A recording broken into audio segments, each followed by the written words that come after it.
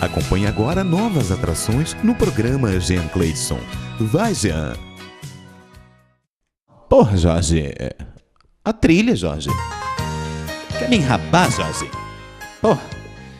Programa Jean Cleidson sempre com classe. Vamos receber agora a próxima atração.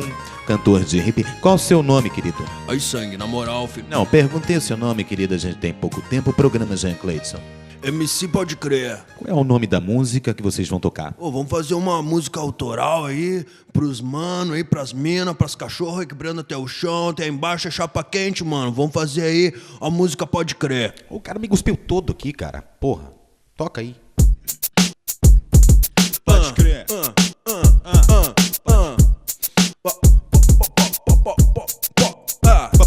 Pode crer. Pode crer. Pode crer. Pode crer. Pode crer. Pode crer. Pode crer. Pode crer. Pode crer. Pode crer. Pode crer. Agora eu quero ver essa galera no refrão, então, galera. Pode crer. Pode crer. Pode crer. Pode crer. Pode crer. Não. Pode crer. Pode crer. Não. Peraí. Pode crer. Na moral não, pode você crer. vai cantar só Pode Crer? Pelo amor de Deus, assim não dá.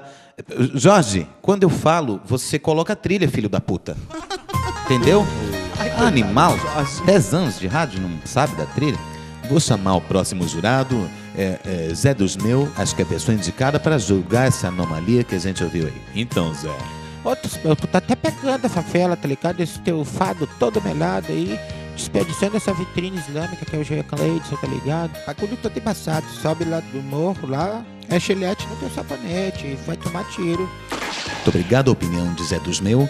O programa tem um excelente patrocínio da Confeitaria Beludo. Hein, Gaúcho? Oi. Buenas. Já comeu na Confeitaria Beludo? Não. Salgado, Beludo? Não conheço. Eu já Doces comi, Beludo? é uma delícia. Eu vi você comendo lá o Cuca Beludo. Só como carne de ovelha. Né, Gaúcho? Vamos com a próxima atração, então. Não perca o próximo capítulo do programa Jean Cleidson. Até lá!